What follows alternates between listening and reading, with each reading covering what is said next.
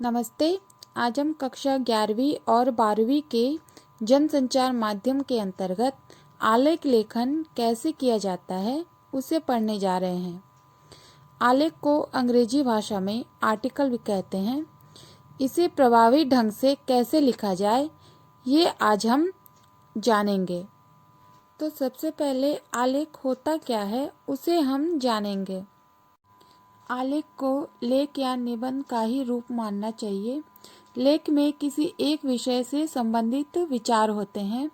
आलेख में लगा उपसर्ग यह प्रकट करता है कि वो लेख जो है वो सर्वांगपूर्ण और सम्यक होना चाहिए।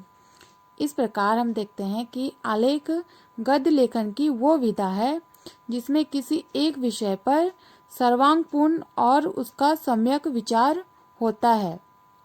तो इस तरह से हम देखते हैं कि आलेख जो है वो उसके सभी अंगों से सभी तरफ से पूर्ण होना चाहिए और सम्यक होना चाहिए। आगे हम देखते हैं कि एक आलेख में क्या क्या होने चाहिए, उसके क्या क्या गुण होने चाहिए।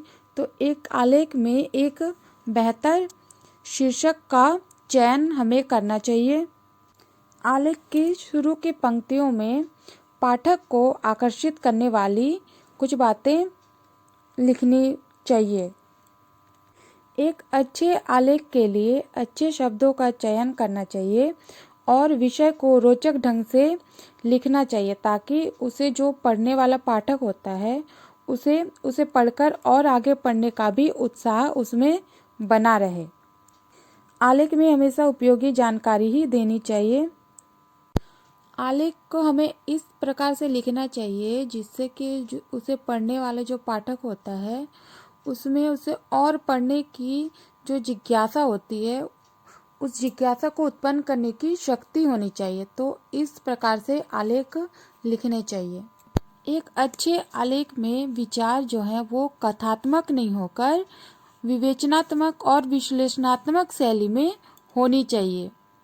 एक अच्छे आलेख में आलेख लिखने वाले व्यक्ति का संबंधित विषय पर चिंतन होना आवश्यक होता है और एक अच्छे आलेख में आलेख से जुड़े तथ्यों और आंकड़ों आदि का उल्लेख जो है वो पूर्ण स्पष्टता के साथ करना जरूरी है।